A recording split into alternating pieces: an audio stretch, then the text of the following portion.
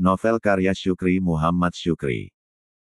Wadah tanam berbentuk silinder pelepah pisang, sudah mencukupi. Beringsut ke dekat bedeng, lalu ku isi tanah ke dalam wadah. Tanah itu ditugal sedalam 10 cm. Bibit kopi yang berbentuk kepelan atau pegege tadi, ditanam ke dalam lubang yang sudah ditugal. Seminggu lebih kerja bersama itu, akhirnya berhasil menanam semua bibit ke dalam wadah pelepah pisang.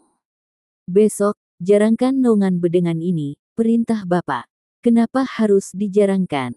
Tanyaku heran. Supaya cahaya matahari bisa masuk, jelas Bapak. Oh begitu, desisku. Sewaktu bibit ada di bedengan, selalu disiram.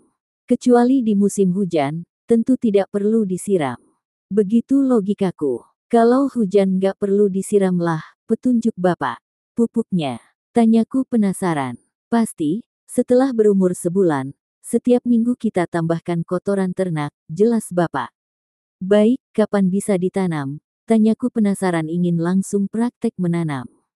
Nggak sabar ya, lirik Bapak ke arahku. Memang, untuk bisa dipindahkan ke lubang tanam, sekurang-kurangnya sudah tumbuh 5 pasang daun. Yah, sekitar 5 bulan ke depan lah, kata Bapak. Program peremajaan kopi ini sangat menarik. Selain mengasyikkan, aku memperoleh pengetahuan baru. Kerja hari ini mengajarku pengetahuan sekaligus prakteknya.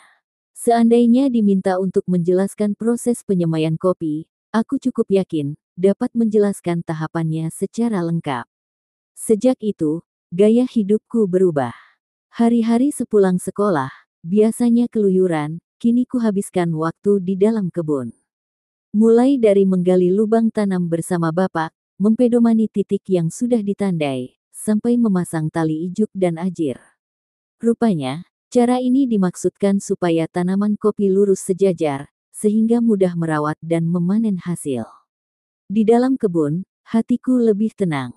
Banyak yang dapat dikerjakan, waktu tidak terbuang percuma.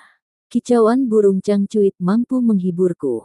Hal paling menarik di sana, ketika dapat menikmati sinyal persahabatan dengan tanaman. Serasa ada komunikasi antara aku dengan mereka. Sentuhannya simpel, kata Bapak, beri pupuk dan rawat. Pasti tanaman itu akan menjadi sahabat. Pupuk itulah media komunikasi antara manusia dengan tanaman.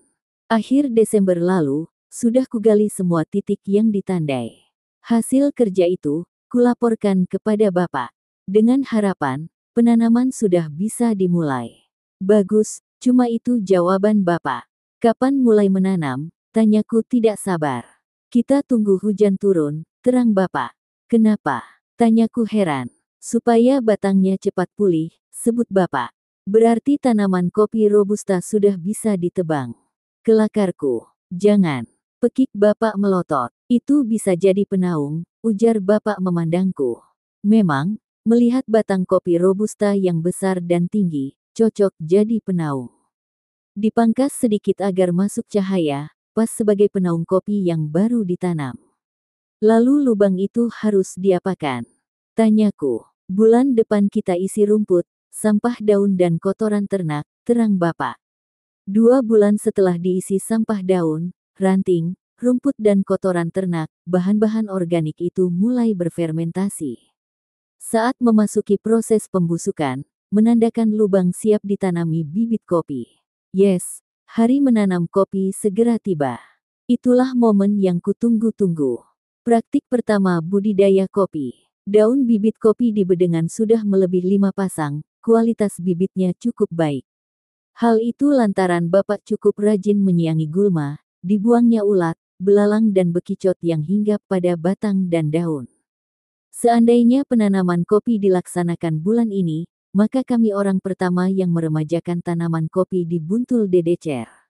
Peremajaan dari jenis kopi Robusta ke jenis Arabica.